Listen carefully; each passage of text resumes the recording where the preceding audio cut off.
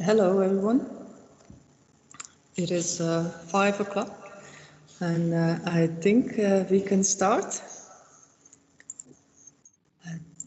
Here in MS Teams, you are allowed to discuss stuff, ask questions. If you have any, write them in the chat or just make yourself known. Also, we will have a discussion at the end of the lecture. And if you're watching on YouTube, then you're only watching. Chat is also available. I'll try to check if there are questions on YouTube. And if there will be, please write them in and I will try to read them out. And this is our first lecture for our annual festival, New Media Art Week update. And this year we will be only online. So please follow the links on Facebook or on the website. And all the lectures will take place from today until Thursday, from 5 until 7. And if you want to participate in the workshop, please go onto the website and register for the workshop. We start the workshop on Wednesday at 2. And that's the introduction. And now I will give over the teams to our first speaker. And please, Barbara, if you're ready, you can start. Hello, everyone. Thank you for invitation and also asking me to speak about such an integral part of the practice as prototyping that sometimes I forget to think maybe about this. You can hear me well? Yeah, everything is good? Okay, so I also will share my screen to start the presentation. Just a moment. Okay. Yeah. Well, a bit introducing also myself. My name is VARVARA GULJAJEVA, and I am working together with Markanet as artist duo. VARVARA and Mar for already more than a decade. I also act as a researcher. So a few years ago, I have completed my PhD in Estonian Art Academy, and I am kind of researching through practice and practicing through the research, so to say. So it's kind of without a practice, it's not happening, the thinking, at least for me. I'm located and I'm from also Tallinn, Estonia. Soon you will see also some photos of the studio. So if you have any questions or comments during my presentation, please ask in voice, because I have shared my screen and I don't see anything apart of my own screen, so I don't see your comments or messages. So you have to talk to me if you want to ask straight away.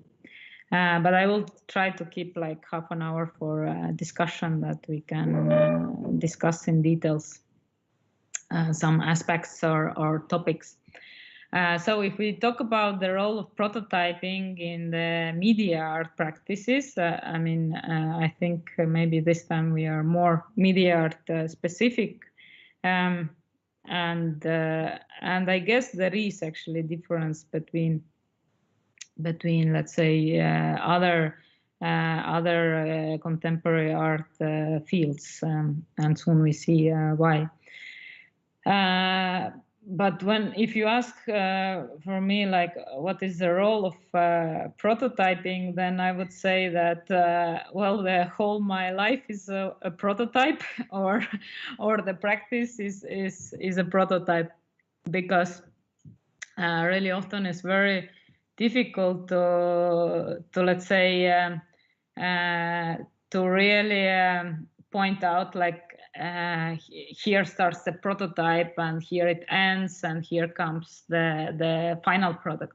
I mean, in design field, yes, maybe it's possible, but especially, let's say, media art or art and technology field, which is always kind of a risky business, because we are acting in the top of, let's say, innovation and speculation about the technological age and development. So all the scenarios, like artists imagine in their heads, haven't been realized, or haven't been realized by them in certain form. So it's kind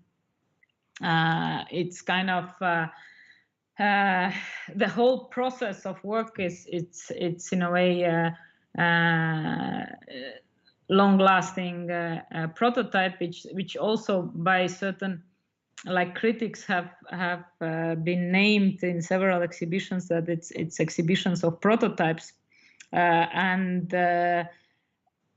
yes, often it's like this, and the prototyping phase maybe lasts through several projects. It's not limited to only single project, and I will also show this through my work examples.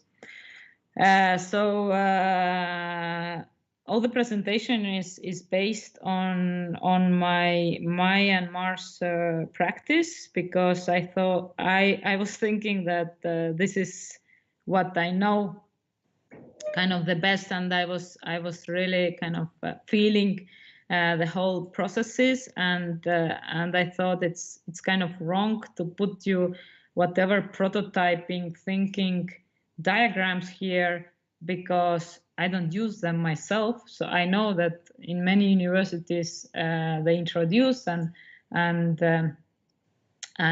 students are heavily kind of using them, because they think that this is what they need to deliver, like mock-ups and post-its and all this prototype thinking behind. I don't work this way. I think really often the prototyping process is kind of unconscious, even at certain point, or it's integrated into the practice, because there are many aspects what needs to be kind of tested before they all come together. And we will see in a moment, like, how it might happen. But for us, what is very important is this physical manifestation of idea to stay just on, let's say, idea level or theory level. It's at least, like, for me, it's not enough, and it's also not enough for creativity. My creativity, at least. I am also always emphasizing, like, my personal aspect, because I think for every let's say creative person works different strategy, and you have to find it out for yourself. But I truly believe that also working with hands allows to expand the horizons of creativity, because I think we have this increasing gap between mind and body, or let's say, or even the manual work. And especially even now, when everything is online and we have to experience everything through our eyes, we start to more and more evaluate this manual activity, which also completes our thinking and gives new ideas. So in my practice, I really, it's integral part, and I need basically all the time to test and prototype my ideas without even having a clear idea in mind why I am doing this. And here is the picture of our studio, which is in Arts building or Art Factory building in Tallinn, where a lot of other studios, and I think the studio is something what is crucial for being able to create. And we have, for instance, here you see 2 Ultimakers, but we have like working 3D printers. We have 4. One of them is also Ultimaker, and we have our own laser cutter. And our and why we have and we have a lot of more tools. And when you ask like, oh, why you have those tools, why you don't go to a local makerspace and so on, then the answer is simple, because prototyping has to be fast and cheap. So for us, for instance, it's not fast enough to go to Maker Lab or to 3D print something in 3D hubs and then wait that someone accepts your order and so on. And it's not cheap also if you are constantly like using in your work 3D printer and digital fabrication tools, then you just need to own these tools. If you use once in a while, yes, maybe you don't need those. But if it's, you know, that this is the tools what you're mostly using, then it's kind of better to have them, because then you are not questioning like, shall I try this part or not? You are just straight away moving to the kind of next step in the work. And also this picture, what I want to kind of break a bit the myth of some people thinking that media artist media artist studio is a local coffee shop. Well, our coffee shop is 100 square meters. So, and we really need it, as you see. So there is also a part of like software-based processes. There are also electronic and sculptural and physical processes behind. So it's multi-dimensional processes what are going on during the production. And also you will see in the photos lots of cows. This is when we were in residency in Palma de Mallorca. Again, since they're like in our projects, they're never like one single part. It's always there is software part and electronic part, and then there is a physical installation part, and maybe there is also some sculptoric part, and maybe also lights and interactive part. So there is lots of parallel kind of parallel works going on, what needs to be tested and then later on brought together as a single artwork. So it's, I think our process, production process is constant mess. It looks like constant mess because there are many things going on, and but in chaos we see the order, because then from the chaos in the beginning, it's also in the mind is a chaos. It starts step by step to emerge the order, and the project comes together what we had in mind. So it's also it happens like everywhere, so especially in the residences, you have to really improvise. And also I think in a way artists have this luxury to improvise and to get carried away by mistake or by accident, because really often if we think about, let's say, commissioned or applied design work or commissioned work, if you propose certain things, certain projects, you have also to deliver this. But yeah, I guess in artistic practice is this unknown process of unknown is quite significant, and you never know where you kind of end up with this. Someone wants to ask a question, or?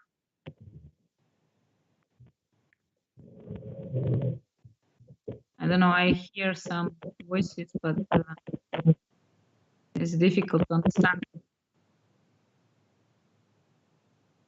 Can you hear me well? Yes, we hear you very well. I can hear well. Okay, good. Okay, I'm like blinding. Okay, here is a first example, the Rhythm of City in 2010. And this is classical example how it starts with a crazy idea of the artist, and step by step we are trying to make it real. So I guess you know the classical saying, fake it until you make it. But in our case, like me and Mar, I think we really like to torture ourselves. We are like, make it or die. I mean, it's we are ready to do whatever, make like have as many sleepless nights as it takes, but we will make it. And this project, we got an idea, or we got an inspiration from the statistical theory of Borston and Borston, who found a positive correlation between the city size and the speed of pedestrian in the late 60s already.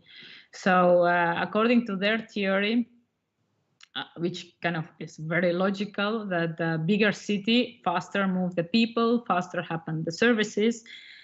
And we were thinking like, well, how we can relate to this theory nowadays, when sometimes, as you see now, the streets are empty, but the people are busy and they are active. So we got this idea already in 2010, when actually Twitter just came out with geolocative social data in their API. So we were using the APIs of Twitter, Flickr, and YouTube to get social media, geolocative social media from the cities we selected. And this data was composing the rhythm of specific metronome of each city. And it was updated every minute, so you could actually hear and see the cultural pace of life of the cities. So what we did, I mean, this is, you see, the first version.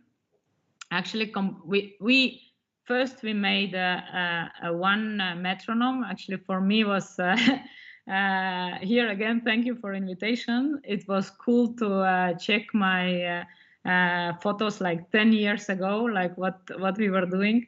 And this was a totally like first version using a Wittner metronome, a mechanical metronome, where we, as you see, at that time, hot glue was my main tool of working because you could like prototype really fast whatever you needed, but it didn't last, of course. So we attached here on the back side of the metronome the servo, and extended its axis to get the metronome axis, which was also extended, and this way we were. I didn't put here. And down was the Arduino, and this way we were controlling its speed. And so we made one, and we presented. Actually, it's in the conference in Istanbul. It was Amber conference, and we started our presentation with a metronome ticking in the real-time speed of Istanbul. There was a curator of Enter Festival in the audience, and after the presentation, he asked us what it takes us to make our installation to come true. So that's the way we got funding to make our first version. Here you can see we got 10 Wittner metronomes, and we made handmade boxes and painted them. And well, we came to Prague, and yeah, this was kind of a bit in a prototype state installation, because we were young, we had not so much experience, and it turned out that after every half an hour the metronomes were stopping to tick, well, because they were mechanical one, and you know, the clock mechanism or the spring inside is finished every half an hour if it's ticking, and you have to give again to the spring the tension. And of course, for the exhibition setting, it's something unthinkable. So we made this exhibition, and I think we made a couple of more, because they were coming in a row, and we had no time to really kind of improve our installation in prototype state in a way.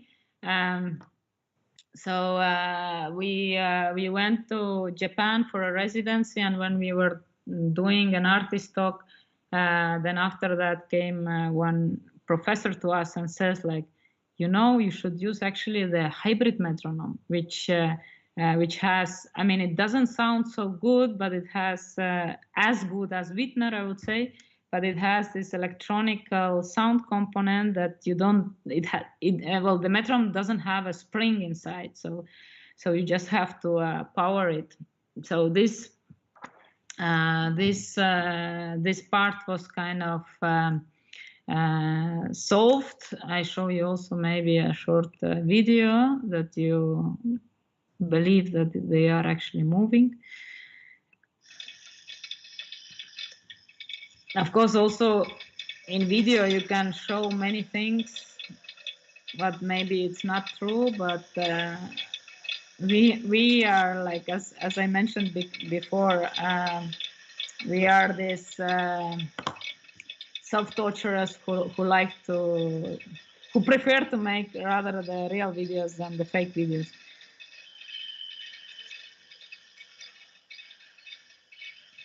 So here you can see also documentation.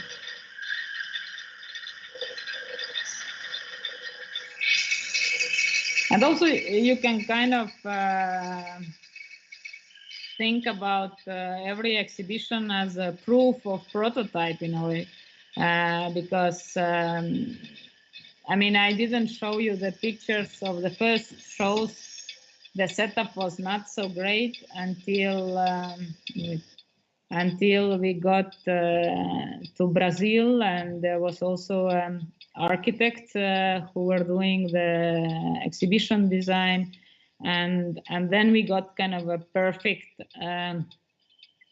kind of setup of the installation, which we now kind of replicate when we exhibit this work. So we kind of find the kind of the perfect setup we like for this work, and and that's how it remained at the moment. I mean, technically speaking, okay, I try to get back to the full screen. Technically speaking, we also made some changes in the electronical part, and also the box, as you see. That time we also got access to the digital fabrication labs that we discovered 3D printing and laser cutting. So for us was like, yeah, you can get nicer looking objects with less time, and especially when you kind of do several of them, like 10, you want to have them the same and so on. And our servo motor was gone, which constantly was breaking. We put the stepper motor, and we changed the metronome types, and also communication wise, we did our own PCBs. We had to put also some power supplies in the middle, so the whole thing became more complex, but also more complete, more reliable, and so on. But I guess you are tired of metronomes, but our journey didn't finish with it. So the next project, we were thinking that we want also to have ticking metronomes in the speed of the stock markets. Yeah, I think, I mean, video we can look later if we need, or maybe we can actually. It's okay, video. Yeah. So this was also quite complex project, not only because of no, you can hear it. You can hear that. You can hear that they sound different. You can straight away say that it's a different metronome inside.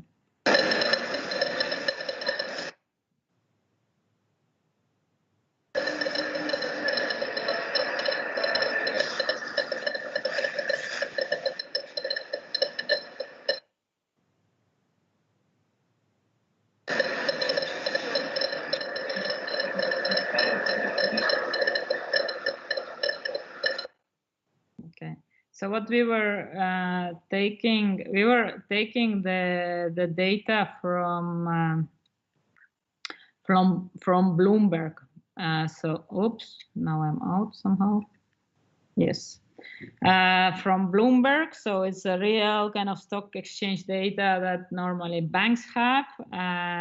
We were lucky to get kind of agreement with them, and it's the ticking speed is not the price of the stocks, but the amount of buys and sells what have been done. So it's also the reference of totally kind of automatic trading system what we have now. But what I wanted also to say, like we kind of well, first of all, why we changed the metronome also was that we discovered that the Yamaha one, what we used before, it was discontinued. So there was, I mean, that's what happens when if you use in your project some kind of product of the market that it can discontinue, and in some years they don't have this model anymore, they don't produce, so the only you can get it is second-hand market to get let's say if you need one you can get, but if you need 10 it's really problematic to get kind of the same from the second-hand market. So here we were kind of forced to explore to get some other metronome, and we found the Seiko metronome, which then functioned with a remote control.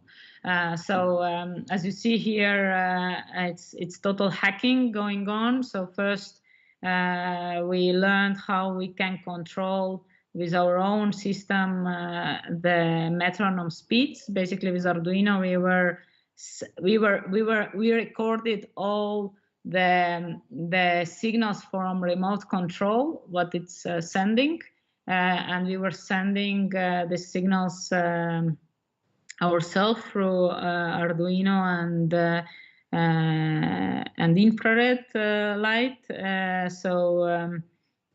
I mean, if I mentioned already that we definitely like for prototyping and testing, and sometimes even the end production, we use digital fabrication tools. Then Arduino is another main tool what we use either in prototyping stage or in both, also the final stage.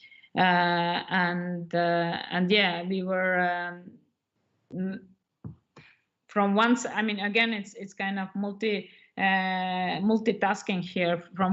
From one hand, we were hacking this mechanism, trying to make that metronome ticks in the speed we want to put it, and stops when we need to when we say to stop, and then also adding this LCD display. And on the other hand, we also wanted to do a new form. We wanted to kind of also give our own shape to the metronome. So this was, I mean, if you also, I think in a workshop you are doing this 3D printing thing, if it's something like aesthetical things, doesn't have to be in, it's a pleasure to do.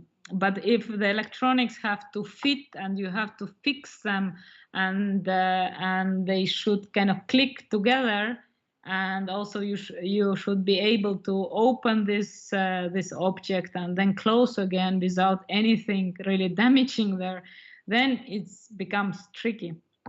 So and we wanted also to have them 10, and we didn't want to have the 3D printed aesthetics on it seen, like this layered aesthetics that you can see that it's layer by layer is built. So we decided we will, and we had a typical thing in art practices that everyone wants the stuff for yesterday, so we had almost no time. And we first and maybe last time, well, this was first time, never say never, we use this rapid prototyping service that nowadays it's more and more kind of available and accessible price-wise, that they can do you, like this was vacuum casted metronomes. They can do laser sintering, like basically they are like big factories that artists and designers dream to have access to. Now they are like available, and they guarantee you even 24 hours prototype, which is great. I mean, it's still a bit costly, but if you need to produce and you are sure in your design, then you can do it. So first, of course, we were 3D printing it ourselves to get our millimeters click on the right place, and then we kind of ordered from this rapid prototyping service, and then we assembled them, and then we shipped to the exhibition, which was just like coming next day. But still, we were they were working, but we were not happy, because we knew that, well, if we need again to make some changes, I mean, we didn't like this remote hacking, and then also we thought if we need to make some changes, again, we are dependent on some Seiko metronomes, and then we said, like, you know what, we are going to do our own, because we have so much knowledge already. And here is the next project was the Rhythm of Heart, where we did our own metronomes from scratch. So there is all the electronics are there, is made by us, and also the metronomes we did ourselves. We 3D printed in laser, in the form labs, and then we did all the finishing and so on. So it was a long process, but you can see that this, let's say, this strategy of prototyping, it can last, like here you see, for 7 years, like over many. Actually, I have one more to show you, one more metronome to show. So this kind of like idea in head, but constantly gets like shaped by different projects you are making, like baby steps towards the direction of what you actually want to achieve as, let's say, maybe like a functional perfection. And as kind of last metronome to show you is the rhythm of wind, since we are kind of we know so much about this all metronome mechanisms, and we see them when we sleep and so on. So when there was one land exhibition in France, we proposed this giant 5.5 meter tall metronome, which is powered by wind and made out of metal and old Lada parts like differential and one more, which I forgot the name. But again, like we didn't know exactly how the things should move, how the pendulum could move, and also how the wind should generate this movement. So first we made the wings of the mill too effective, that later on, like one engineer told us, like if you would have put with these wings, your metronome would fly. And luckily we got some consultation and we made some changes, so you can see. Okay, we don't need this romantic music at the moment. But yeah, you can see how it functions. So it was in quite windy area, and it's a completely mechanical one. When there is a stronger the wind, the faster ticks the metronome. So we were thinking that a bit give a bit more characteristics to the wind, because we always just speak about the speed and direction, but never about the rhythm of it. So it's also completely. You can take it. I mean, we transported it in the.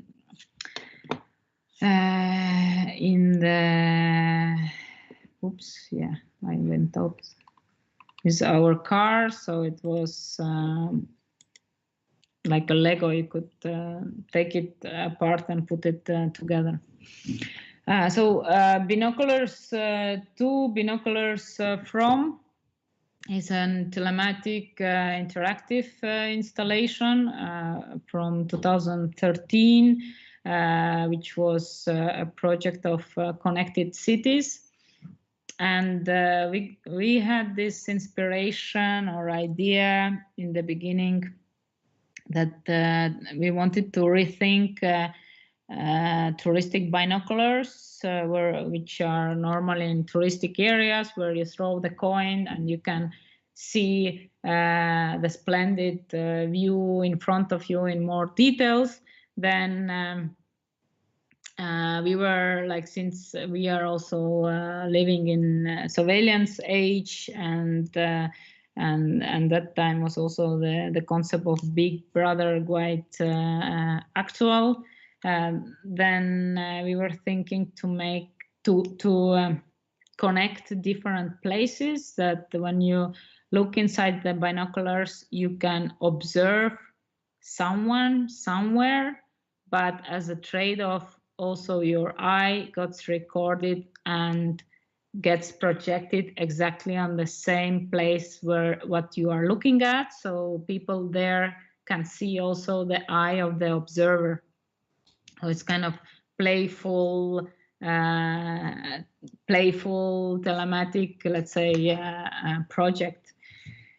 And yeah, here you can see the grid of eyes. Well, first it started the idea that we have to connect 2 cities, but since it's a kind of network project and there were many partners, and every week or 2 they were adding 1 city and another. So in the end we had 9 cities, and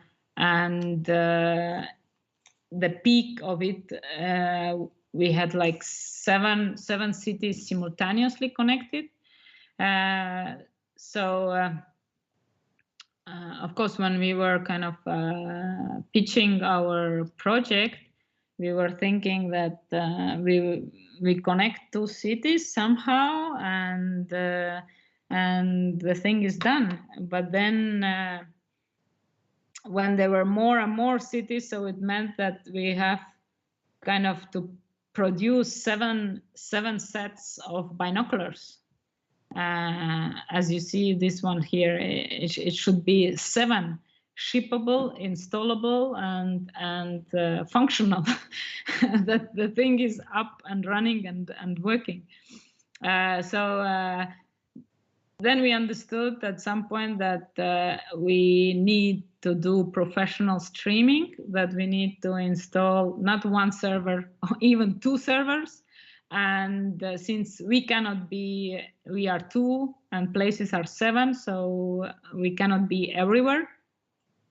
So we had to install in advance somewhere, in some places, and we had to kind of design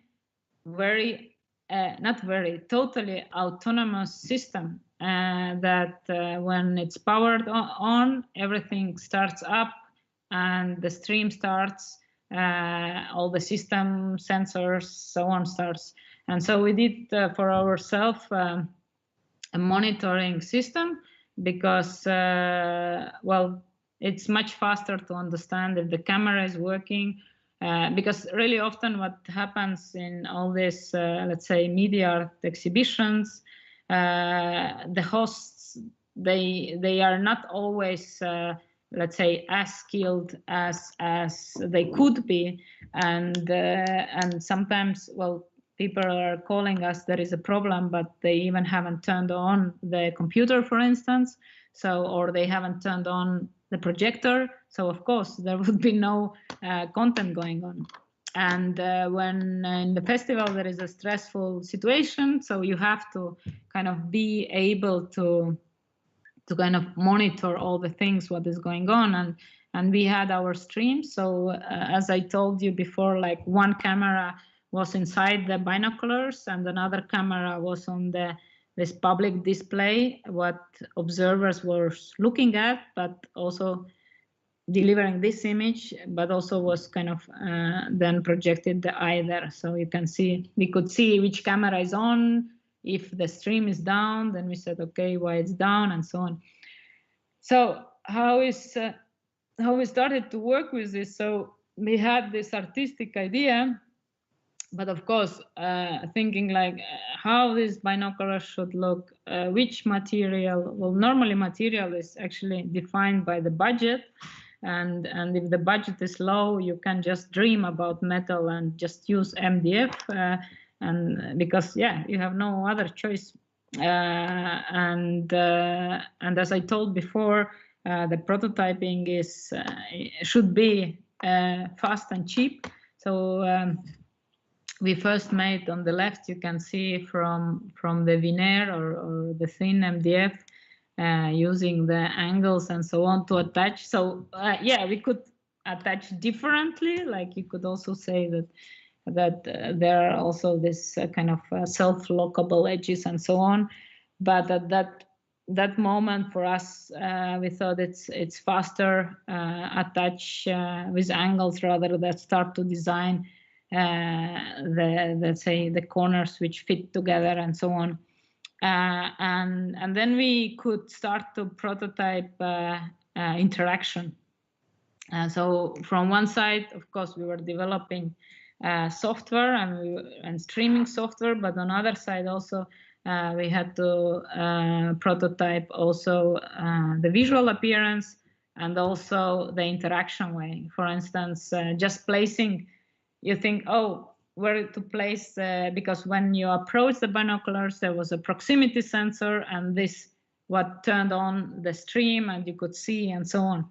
So you would think, oh, it will work wherever the sensor, but no, it turned out like if you have a beard, it doesn't work on the place we place, so we had to change and so on. So it's all these tiny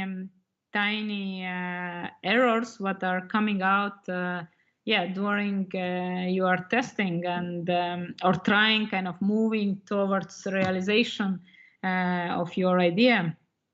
And it's I mean, how we work is that we try to break down the production process into different stages. What we can test in a way, because you have to kind of deal with many things in parallel, like does for instance, what kind of form, what kind of dimension, this is also determined what kind of stuff needs to go there. So as you see on the right, it's I mean, first we thought, oh, we will have a lot of space, but in the end we hardly managed to squeeze everything. And then when everything was ready, we discovered, oh, computer gets overheat because we have closed it into the box. So then we were by hand doing the holes for a ventilator and so on. So it's even if you break down, there are many kind of unpredictable aspects what can happen. That's why, like now when we have our studio, we have kind of a rule that for one week, I mean, sometimes it's a luxury, but for 1 week the installation has to run in our studio and nothing has to happen. Or if it happens, then we know what is going on, because it might, like everything might work in first 2 hours and then something gets overheat, or some program get crashed, or some lights burn out, or there are like several unforeseen problems might happen. And when there are so many, let's say, parallel stages, then definitely there is a higher the risk, and that's why we kind of prefer to test as much as possible. And also, if we talk about technology, then technology is designed for certain use. And I think like artistic use is totally out of the normal range. So normally, let's say, for instance, the camera will work no problem, but maybe it's not prepared for working like 24 hours in the closed box and so on, gets disconnected or whatever. Then another problem, typical problem, is that for instance, Kinect doesn't want to work in Linux, the other camera doesn't want to work in Windows, and it's like thousands of variations what can cause actually the problem.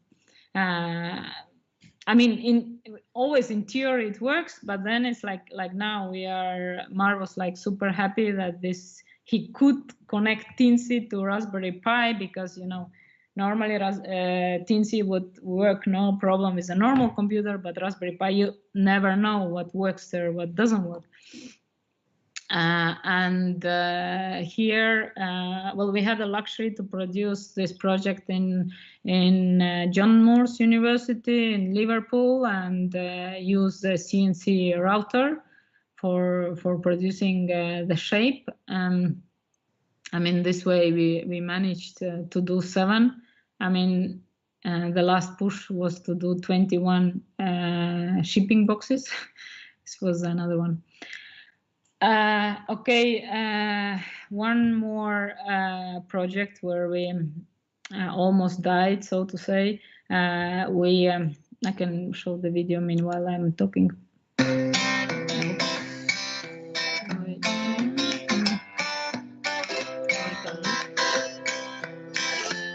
my God. Wait, I'm trying to switch off the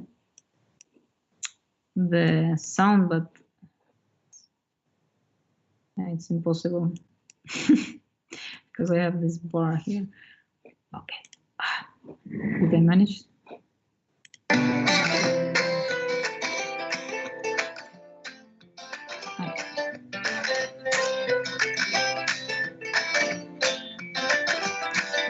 No, it's impossible. Okay.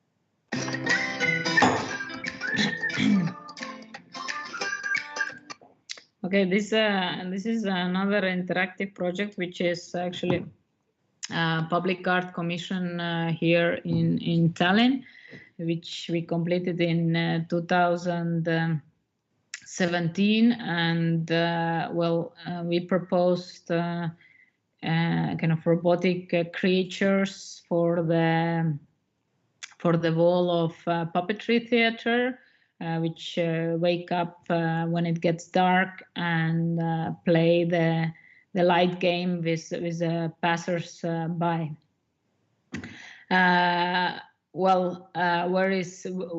Wherever there is movement, it's a problem, as one kind of great technician told us in one museum, and it's totally true.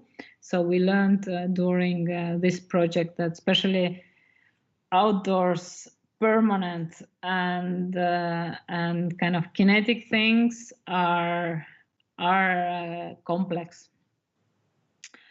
And first we were then, and the commission projects are also kind of more, especially the public commission projects are more complicated because they treat artists maybe as, let's say, the similar way as architects, like whatever you propose, you should realize exactly like this, and your budget is this, and if you never have done it, it's kind of difficult to estimate. Although we have experience, it's still sometimes we kind of try to jump over our heads, and but in the end we managed to do the way we wanted, and the whole sculptures, they have like, I don't know, 5 main metal parts which are kind of attached to another.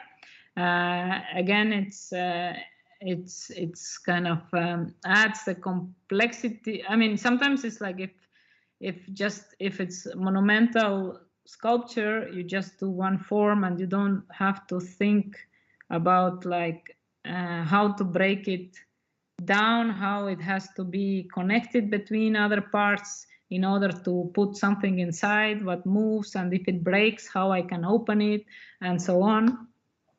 And I mean, here was also kind of in the end, you can see what kind of simple version, what is inside.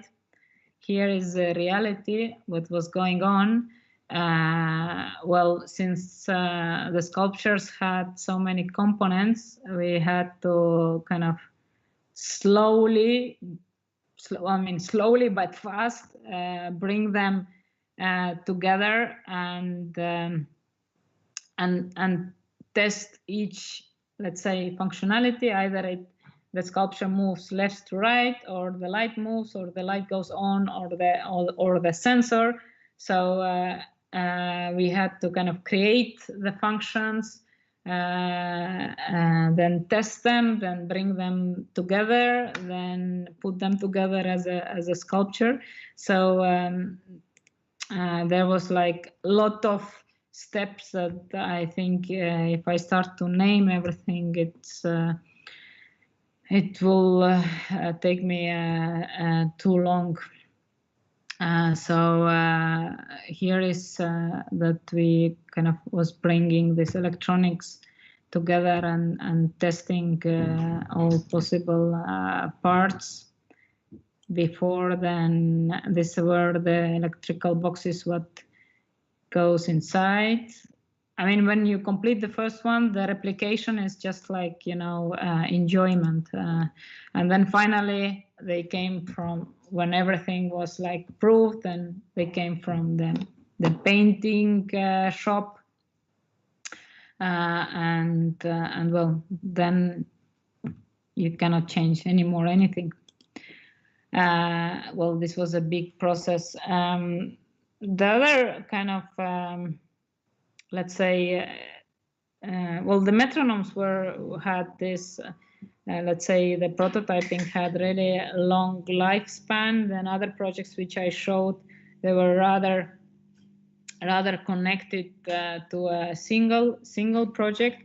But this, our, let's say, knitting passion or project line is another one which has its own life, not depending on, let's say, our artistic practice sometimes. Well, this was kind of example, knitting, when we started in 2012. We got this idea that we will knit poetry from spam. And we had no idea about knitting machines, but as soon as we got the first one, well, maybe the fourth one, because first 4 models were completely wrong, so we could proceed with kind of understanding how all this knitting works. Only with the 4th machine it arrived. Then we understood how big kind of a gap or the problem have the knitting field, because these machines were still working with floppy reader, and it was impossible to upload any pattern if you didn't have the floppy writer and reader. Of course, we didn't have any in 2012. And then we decided to hack it. I mean, first we hack it by simulating the keyboard through Arduino, and then we did our own board, knitting, when we took out the electronics of knitting machine and kind of communicated directly to the sensors and motors of knitting machine. But then this kind of tool, what we did for ourselves, it kind of took off on itself, and many people wanted this, and some startups, they kind of got profit from our open source, let's say, design or research. Another thing what I wanted to mention also, what is, let's say, in media art, I think very important is open source community, because you cannot, let's say, prototype fast your ideas if you have to, each time you have to start from total scratch. So by thanks to open source projects, I mean, even in digital fabrication field, you could really fast kind of advance in your project, because someone did, I don't know, one library, another one did I don't know, some screw design that you can you can just like kind of borrow, right? So borrow or draw on this, and I think if I mean, we always have this philosophy: if we use open source, we should also contribute back, and we kind of open our project works as much as we can. And well, then we did also knitting software for this. That was kind of like we understood that there is community need is much more than just like, let's say, pleasure or interest towards our art practice. There was really a need for a new tool, let's say like this. And this was like our first hack, where we opened this keyboard and try. I mean, this is a kind of a strategy. I mean, if we cannot go straight, we go around, right? So if we well, there was one hack documented by Becky Stern and Steve Conklin, which didn't work on our machine because we had different model. So we said like, okay, let's simulate then the keyboard and try to achieve like our idea what we want. We also found one documentation of the workshop by Travis and Fabian, where they did the mapping of keyboard, so we could move like faster in our, let's say, in our process of the project. And then we managed to knit our spam poetry. We managed to upload our designs, although sometimes it took Arduino the whole night to upload one big pattern, and then the other day we were knitting. But here also I wanted to mention this unconscious processes of prototyping that well. I mean, we already know from that. That's why, I mean, we like also, as soon as we get idea, we like to kind of get our hands on the material and on code and on whatever it needs to start kind of realizing or kind of researching our creative idea, because you never know like what kind of shape it will have in the end. And for instance, we started our residency at that time, 2012, with just like a raw idea, saying like, yeah, we want to knit the poetry made out of spam emails, what local people will donate us. And then when we started to kind of work with knitting machine and hack it and document it and share our research, then we discovered that there is I mean, first of all, there is a big community behind. They have a big problem because there is a kind of lack of update to the production processes in the field.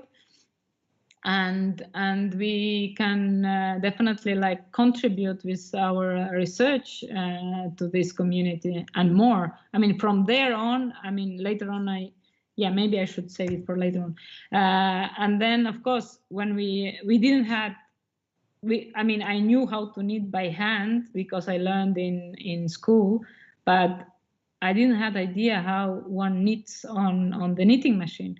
So I was like following the YouTubes of the grannies and who knit on the knitting machine and how to make a sweater and so on. So slowly we were kind of getting also understanding or gaining the expertise in knitting.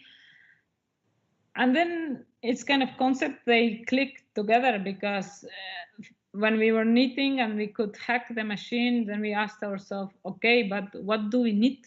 I mean, we knit this like poems out of spam, but how they will look like? Because I mean, if you know like a bit of knitting, if you just knit a plain garment, it will just wrap around, and the other side looks ugly, because if you have the pattern, then you see this kind of yarns or loops going on. So what do you do? And then it's kind of came pretty natural, saying like, well, the spam it looks like an email, but it has no function. And everyone who we said that we are knitting, they're, oh, are you knitting a sweater? I don't know why people have this immediate connection. And then and on YouTube there was massively also all the tutorials was about knitting a sweater. That it feels like you couldn't knit anything else apart of a sweater. And then we thought, well, we need dysfunctional wearables because it fits. It's kind of suddenly our concept became complete also, and we started to need dysfunctional wearables, which looks like sweaters, but you cannot wear them because they have no sleeves, and the hole for the head is too little. For instance, this one also, it has only one sleeve, which is 3 meters long. Here we also used laser cutting for doing our forms, because again, if you work with a garment, a textile, I mean, you have, otherwise it goes like an empty bowl, no? It's like you have to give somehow a form. And this one is the only one which you can wear, but you need a partner for being able to wear it. So we were doing kind of mini performative session in Malmö, in Sweden, when we were there in residency. And in Brazil, in Belo Horizonte, we knitted a combi. So maybe in the photo it doesn't look like, but the whole car is knitted. So it's knitted as a dress. So maybe you know the gorilla knitting, that they are kind of permanently attaching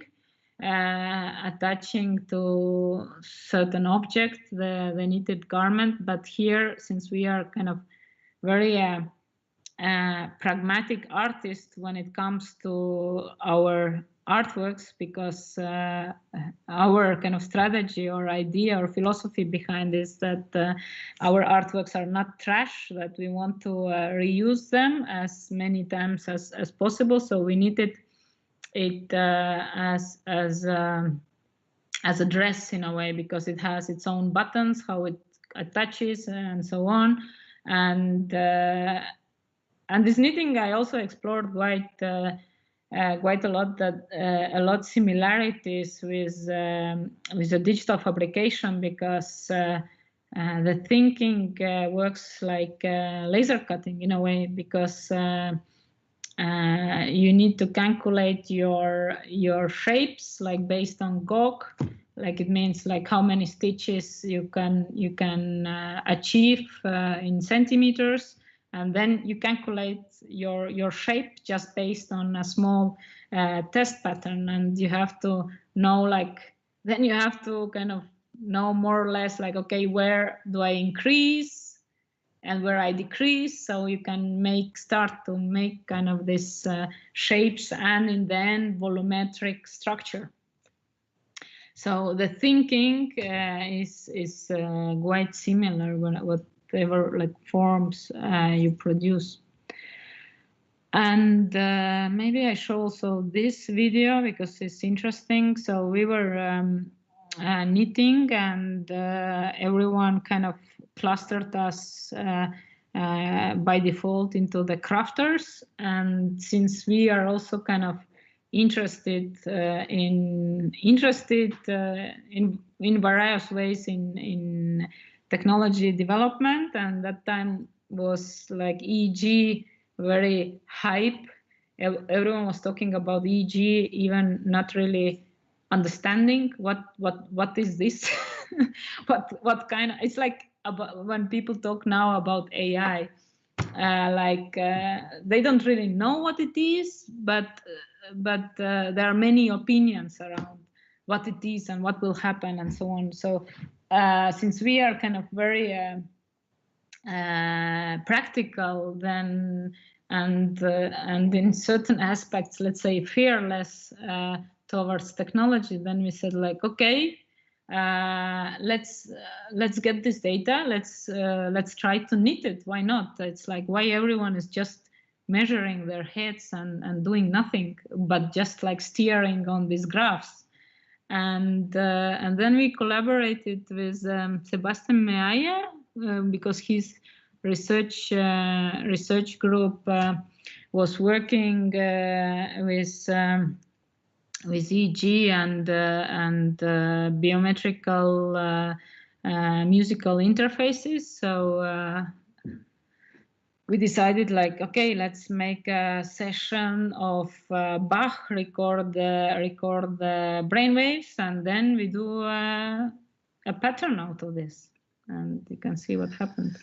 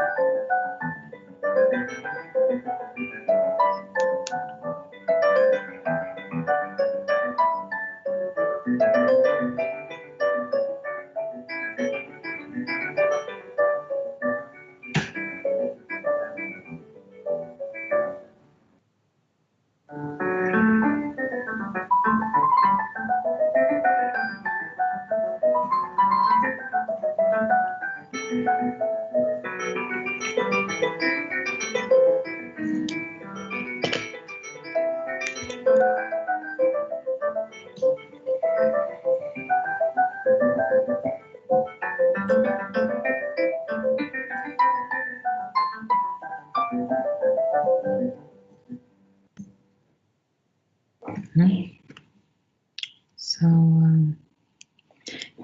yeah, for us it was more like experiment, but after releasing the video, it went viral on the internet, and suddenly all the blogs of various disciplines and magazines and all kind of publications, they got kind of, they saw something in the project, and we appeared like in Stanford University magazine, and at the same time in Craft magazine, and Woman and Men publications, and even the Furniture magazine, and of course technology blogs and so on. So everyone kind of saw something interesting for them, and then also we have before we received a request for our knitting board, then we started to get the request for the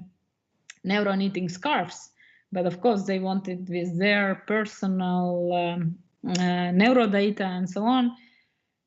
And well, it's I guess our let's say our experiment was way futuristic, because it would mean that we go with our EEG headset to this person, record their brainwaves, go back and knit the scarf, and then send the scarf. Of course, by the time everyone will have their EEG headset on their desk, it would be easier, and when soft digital fabrication will be more up to date, we could kind of talk about this. But at the moment was like, well, it's impossible to do this. And also like for us, like also with what was happening with knitting, as soon as it reaches kind of the product level, our interest. I mean, it's kind of too far from our interest radius. So it's I mean, in the end, in the day there is a limited hours of limited hours basically in one day, and you have to choose what to what you dedicate this time. And if one wants to make a product, well, you should be ready to invest a lot of hours, a lot of days, and more. So, and we normally are not really ready for this because we have other projects to do in mind, I guess. So that's why. And as I told, that for us it was kind of like experiment. So we did several ones. One was with the Bach music. Another one, we were in Salzburg residency.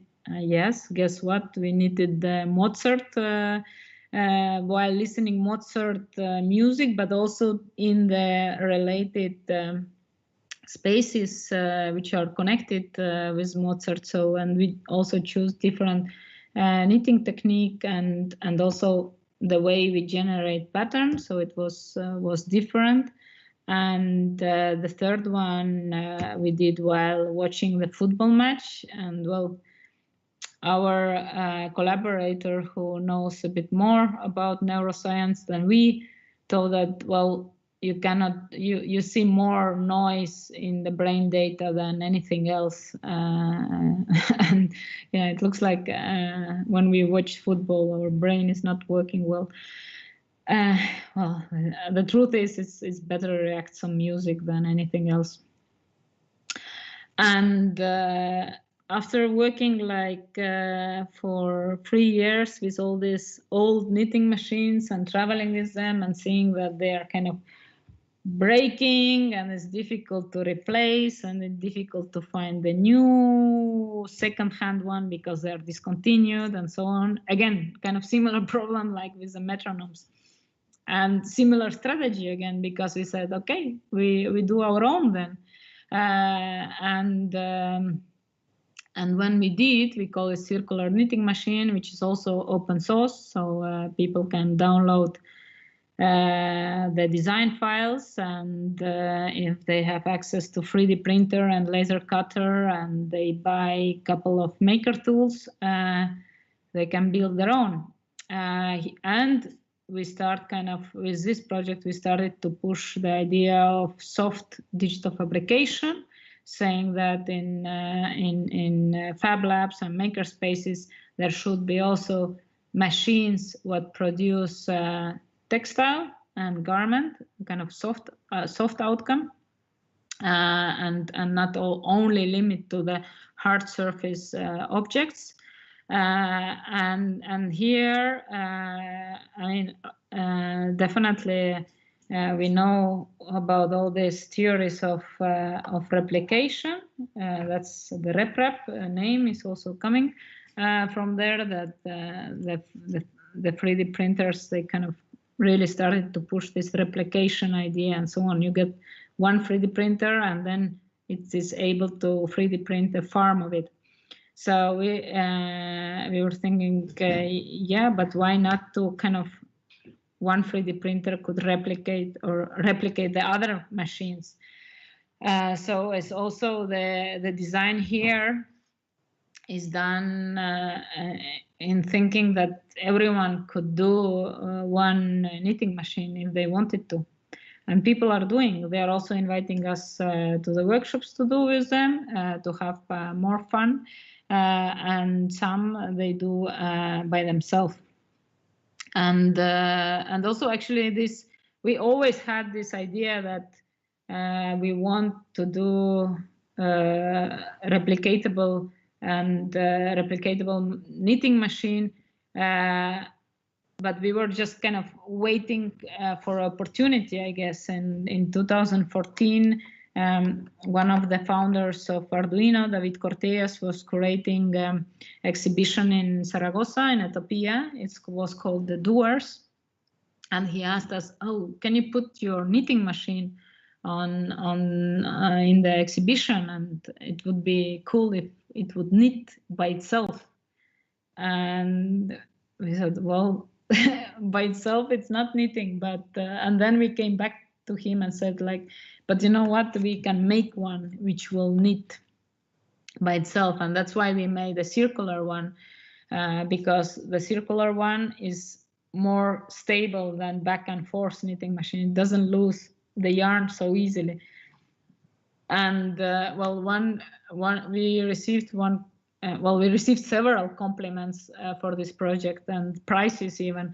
But I think one kind of the most what I liked was one when they said, oh, the knitting machine what actually knits also, because there are several prototypes which aims to knit, but well, they hardly knit. And when we do a knitting machine, it should knit. So this one was knitting on its first here we have first exhibition for 8 months.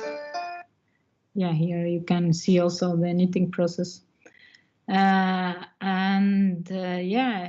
there was 5 knitting machines. They were knitting for 8 months. I think we knitted like 50 kilos of yarn or more. So it was kind of growing installation. When you in the opening, it was like maybe 20 centimeters knitted, and then when one came to the final day of exhibition, the whole kind of lobby was, the ceiling of lobby was full of knitted tubular garments.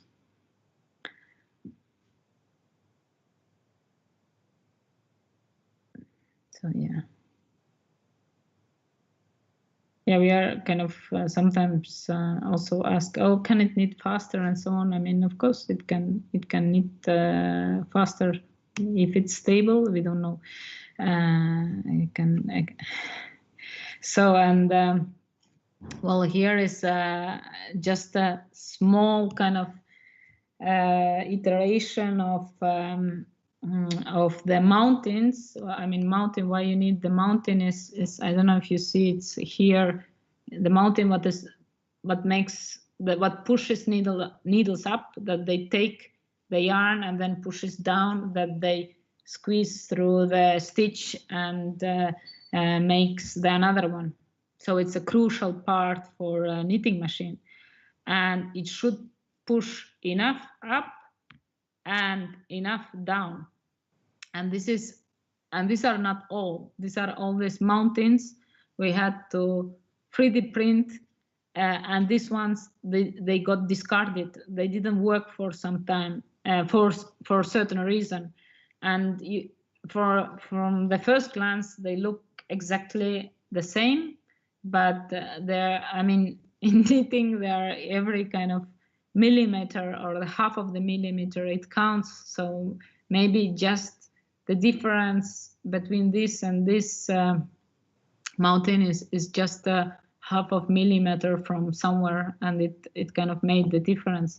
And at certain point we were also making even like empty the rail, that we can see like where it gets stuck or where it doesn't push up. But again, we are coming back to functionality, to movement, like more movement. I think more kind of hard time is kind of making it come true.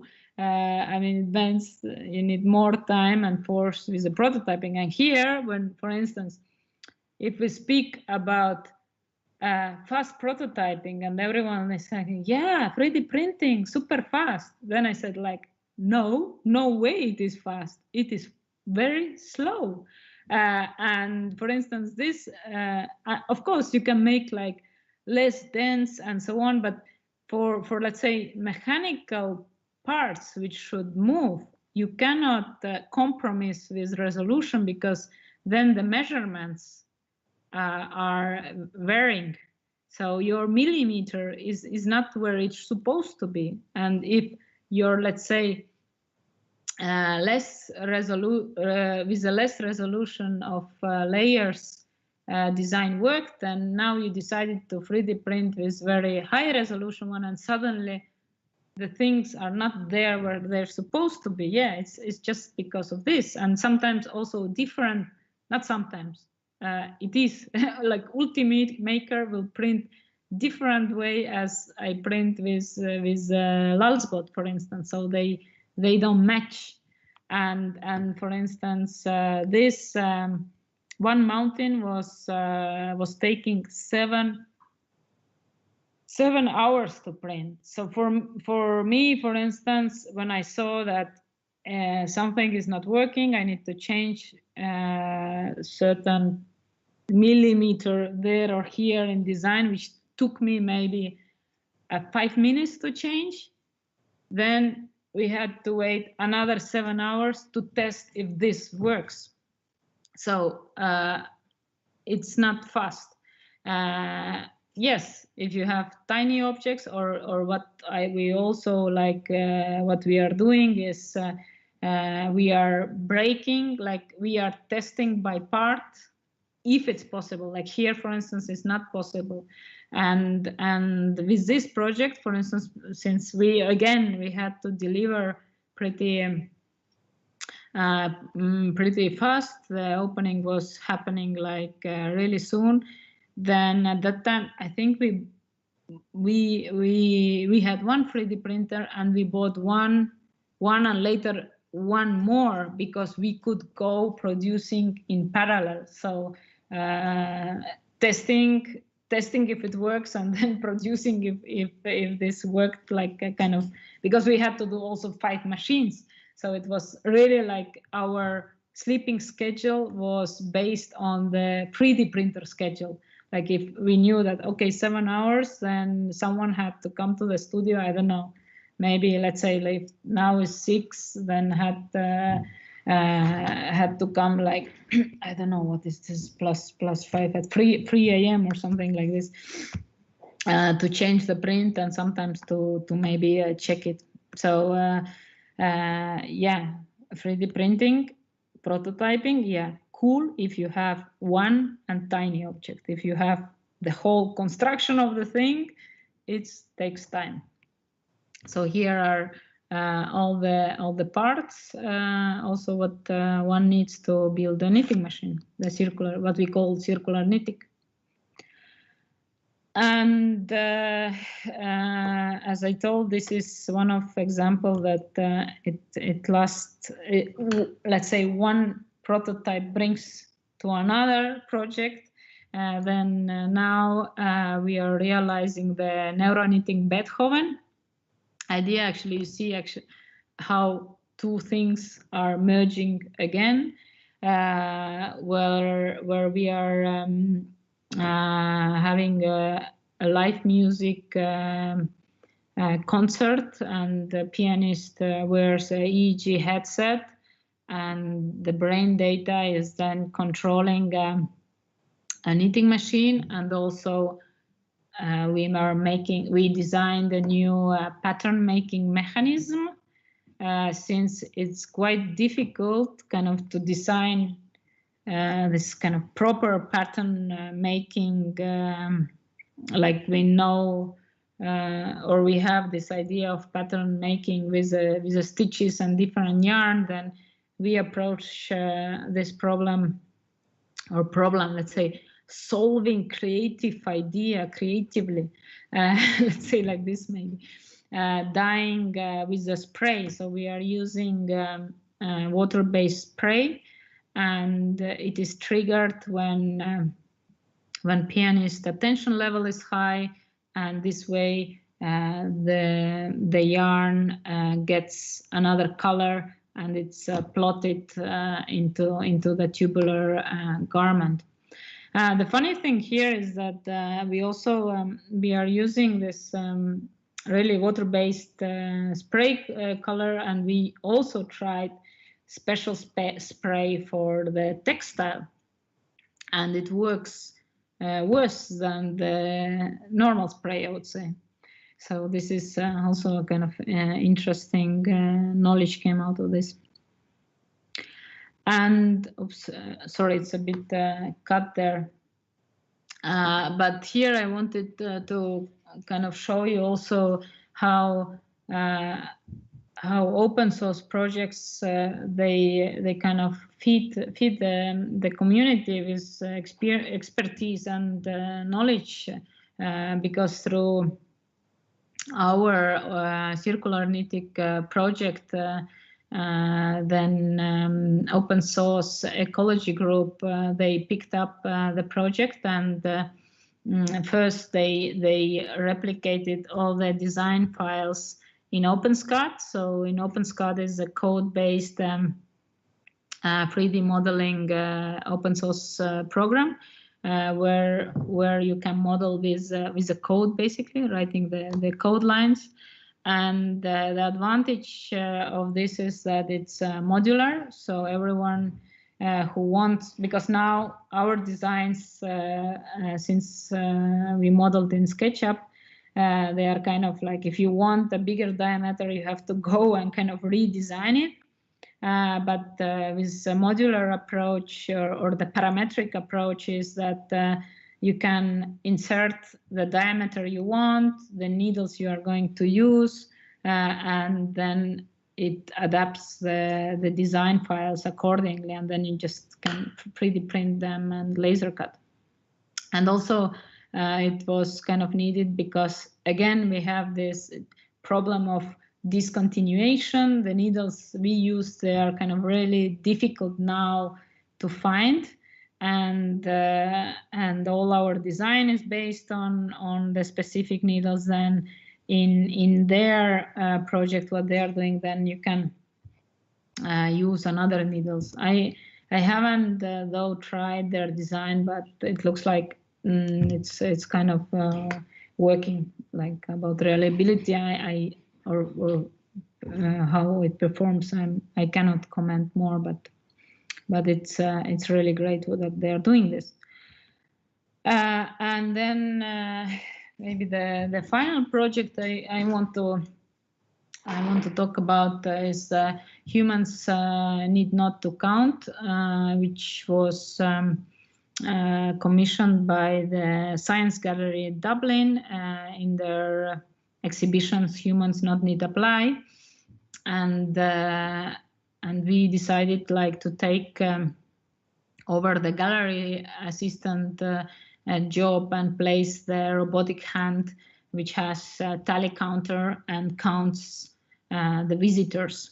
So it's this kind of fear of humans that robots will take over our jobs. We kind of try to test it out, like is it really so, or how it will feel like, and also talking about very repetitive and manual, or manual, yeah, I don't know how manual it is, but the repetitive work what humans are still doing, and many at other side are waiting that the machines could do for them. So idea was, again, for us looked simple. Okay, we have to kind of there are different open source projects which you can even 3D print the robot and so on. So we said, okay, we 3D print the hand and we just modify somehow and motorize it that it's only pushes the thumb, that we don't need anything else. It's super easy. Let's do it. So, and then of course, first we needed to print all the parts, which took like maybe a week or more, 24 hours printing. And we also, and since we also knew that maybe it won't be so simple as first we always would like to think, then we started with just a palm, and to make possible to make this single movement. And then we ended up like redesigning all the fingers, because we need very specific position. Then also we were like we were using this fishing net, which for tension is not ideal, and it was, well, this was kind of effect, like it's worked 1 hour or 2 hours, next day it was not working, so we were like again debugging like what is wrong in our thinking, and it took us some time, and it took us many 3D printed fingers what didn't work. But we kind of keep many parts with us because we are, first of all, we are hoping that soon there would be some recycling machines that from 3D printed objects I can get back the filament. I mean, yes, there are some projects going on, but still it's not, let's say, on consumer level.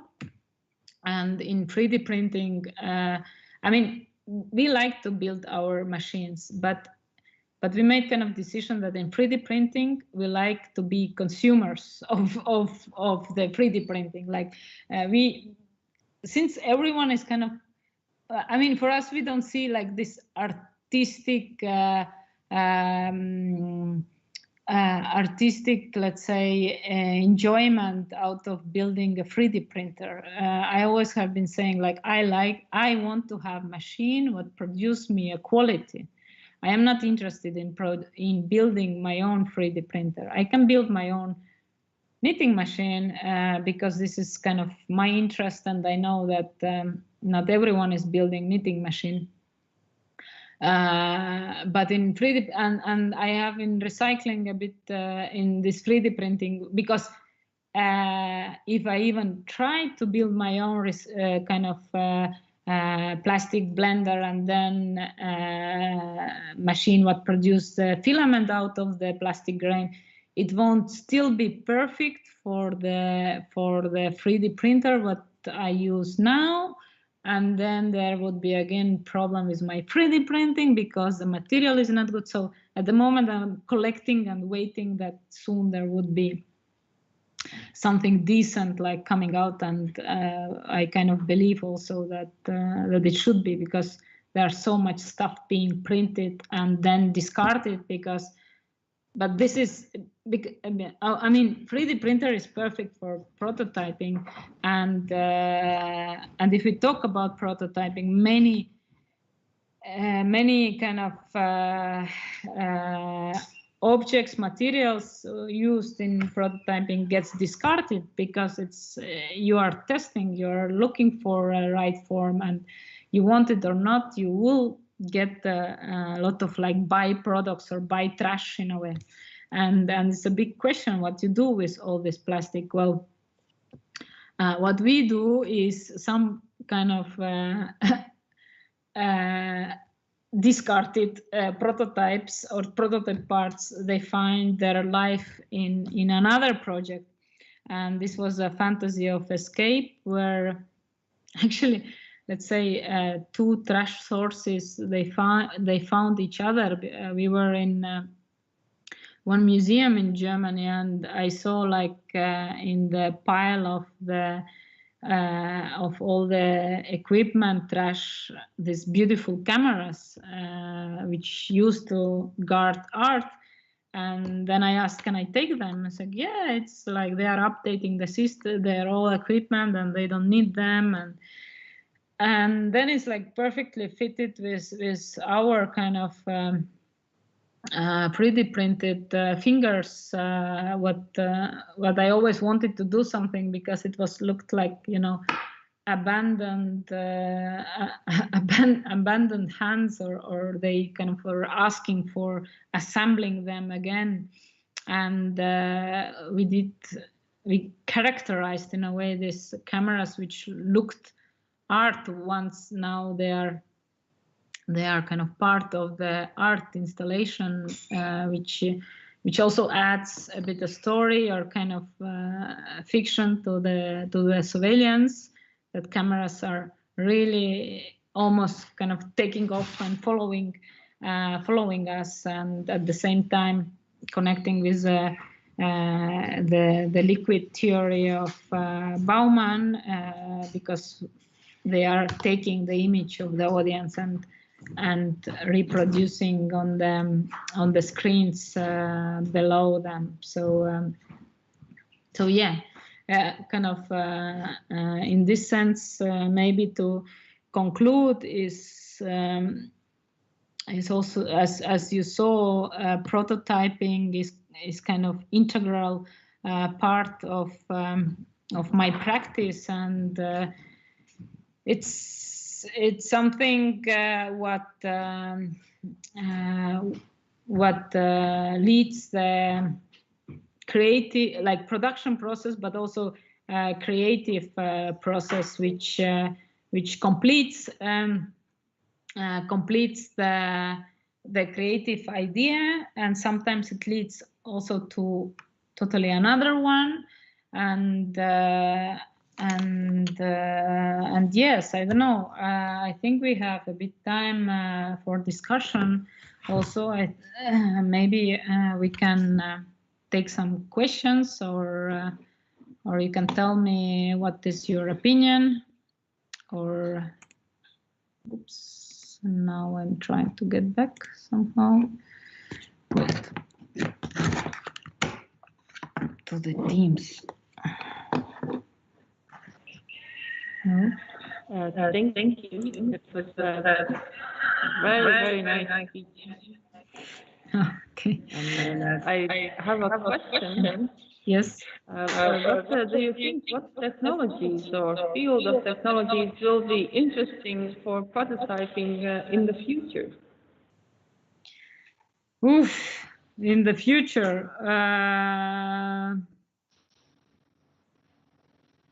I mean, there is definitely expanding the network of services, that it's cheaper and faster to make physical prototypes. And I know that some people are using also cardboard and so on. When it comes to the interaction, or let's say also generative art prototypes, then there are also, I would say, like, technology becomes more accessible. I think this is more, let's say, for the future aspect. Like, even if you look, for instance, Arduino, you don't even need to kind of download and run locally. You can use the web interface, and you can simulate already many things. And actually, when we do our kinetic installation, and sometimes, I mean, either we happen to meet, or we go ourselves for advice if we are stuck to the engineers, and first thing they always say, like, oh, but why you don't simulate? I mean, definitely in the future there are a lot of more and more, maybe also understandable simulators, how you could simulate, but I don't know, we like, at least me and also Mar, we are these hands-on people who kind of I understand that all the innovation, it leads to, like, hands-free prototyping. But as creative persons, I think we shouldn't miss out this physical manifestation of the process, because for the thinking we also need to do. And if you and sometimes I also have done, like, many 3D printing workshops with the students, and some of them, they know very well how to model and so on, but they don't get the logic until they see the machine, how it starts to 3D print their object, and then they say, oh, okay, that's why I should design that I could a machine could print from top to down. So there are many kind of, although we are moving to very hands-free attitudes in many fields, but I think we should, like, fight more and more for the idea that every university should have their labs. Every kind of maybe city or artist community, they could have the space for building their workshop, because everything doesn't happen only in the head. We have also this muscle memory, and how every designer and artist works is very often through different senses and also work processes. And in this sense, yeah, definitely we will have more simulation, more production processes will be more available and accessible, that we can also, like it's already now, that we can choose different materials and also techniques and simulations. And I think we will have even more, let's say, variety in this way. But who are in the big cities, we have to fight for keeping the space and being able to continue to work.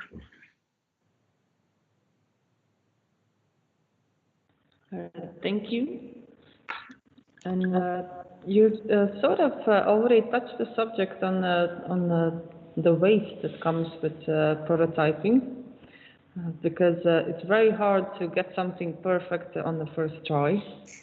But how do you think how we could well, recycle more, especially the plastic waste? Yeah, I mean it's a tough kind of situation, and there is no. I mean, I wish I could have like a answer that will change the world and save the world, but unfortunately, it's not the case. But what we can do as creators is to make our own choices. For instance, when it comes to 3D printing, to use as natural plastic as possible. Like, for instance, I mean, it's already years happening that no one is rarely ABS is used, which is kind of toxical material rather, and people are more using PLA and other natural, well, as natural as possible plastic, and well, it's also the aim of the project. No, it's doesn't make sense to print some toy just for fun, just to see how this machine is working. So it's also like for what is the kind of okay, we know what is the cost, but what is the kind of reason for doing that? If it's something that contributes to the community somehow, so it increases the value is kind of more than the cost of it. And yeah, making choices with what kind of material we work and how and why. For instance, when it comes to laser cutting, for instance, wood is pretty good material because we can, I mean, it is recyclable. It's also cheaper. The plastic is less.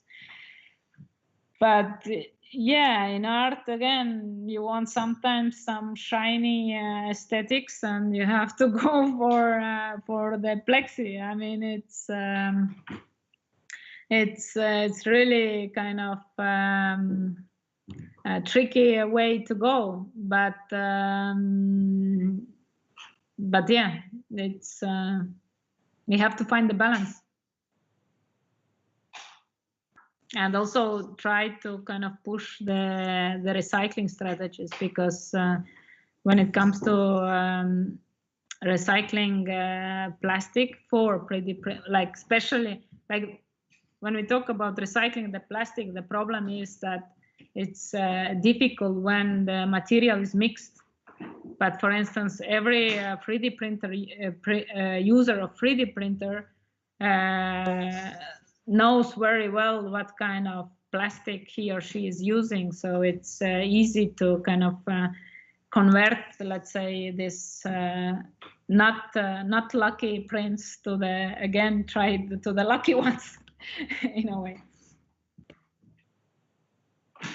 But yeah, I don't, in this sense, I don't know like why, because the innovation side on 3D printers, I mean, now maybe it's a bit slowed down, but in some years ago, it was really like every month was coming out new machine and some new players, and it was difficult to decide which 3D printer to buy. So now I think we can say that we have for desktop 3D printers pretty stable ones with a good quality. But recycling, for instance, like it's not catching up. It's in a way it's a question mark here.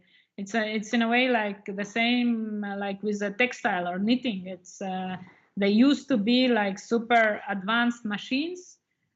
First electronic knitting machine appeared just 3 years after the first personal computer in '76. And then suddenly in 1996 they discontinued, and all the innovation kind of stopped. And still some knitters are inputting their patterns with punch cards and teletext and all these archaic methods of human-computer interaction. So yeah, I mean, in this sense, maybe we can, as creators who are and designers who are in the digital fabrication field and open source, to kind of push also the machines for recycling materials. That would be interesting. Thank you for your answer. Do we have questions from the participants?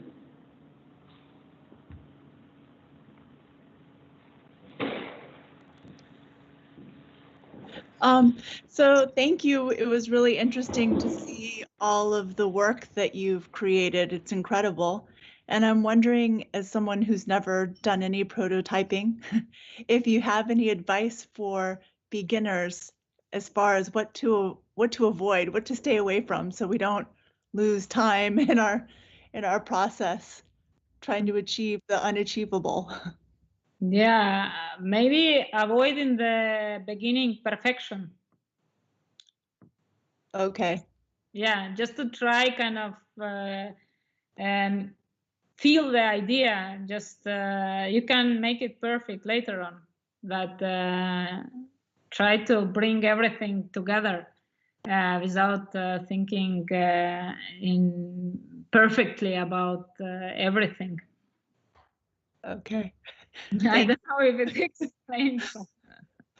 That's very good advice. Thank you.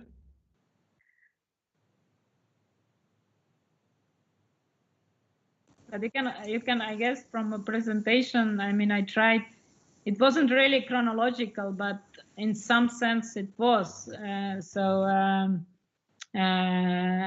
Experience gives a lot. So it's normal that in the beginning everything falls apart, but then every time is a bit easier. Okay. Perseverance is important. Yeah, exactly. Yeah.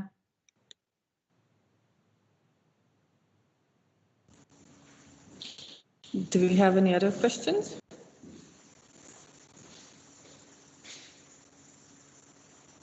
If we don't have any questions, VARVARA, do you have any last words or mottos to share? Yeah. But I'm curious what you will do in the workshop. The students will 3D print something, or? They will be using a laser cutter and try to model something and then build it in real life. We will have 6 students in actual real life, and the rest of them will try to model from their home and then send us the models, and we will laser cut them for them.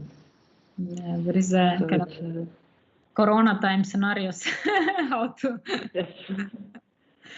Yeah, So yeah. we are looking forward to new ideas of what's the laser cut. Yeah, that's a good approach to also.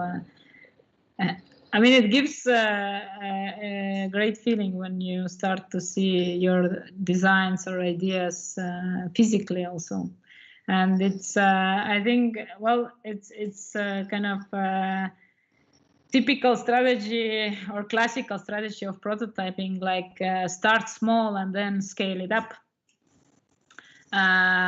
It works, but then sometimes when you scale it up, you will have other problems. So sometimes when it works in the small scale, it doesn't mean that it will work 100% on the big scale. Normally, yes, but not always. There are always surprises. Yes. But okay. Yeah, I like the surprises in prototyping. Yeah, the surprises I are. think I have a question for me. How quickly we need to decide what to make. You will start the actual practical workshop on Wednesday. So Wednesday at 2, you will first start with a brainstorm, and then you can decide what to make. But I also have a question for VARVARA from our YouTube. And have you ever been using cheaper Arduino alternatives? As a student, I'm torn between cheaper ones and the original. Which is better from the longevity standpoint? Arduino, he means. Or sure. Yes, well, the Arduino, Chinese Arduinos. Ah, okay, yeah. Well, Chinese ones work perfectly fine. You just need to look that it have compatible chip. But you can always buy also the original one and support the community. Yeah, or you can build your own Arduino. This is when you already know what you are doing. Then actually the cheapest option is standalone Arduino, that you use only Atmel chip. And then if you kind of build or buy the bootloader kind of circuit, then you can upload your program, and it will cost you, I don't know, 1 or 2 euros, so even cheaper than Chinese Arduino. And you will look cooler, probably, or at least more geeky.